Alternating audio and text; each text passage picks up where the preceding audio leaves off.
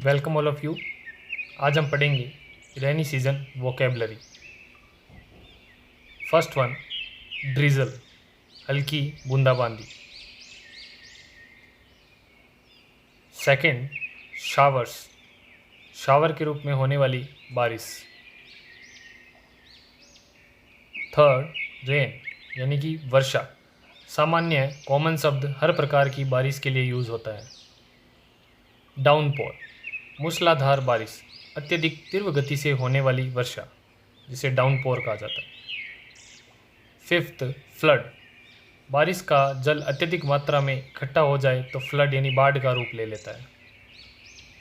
Forecast, पूर्वानुमान, किसी भी प्रकार के मौसम का पहले से अनुमान लगाना फोरकास्ट पूर्वानुमान कहलाता है।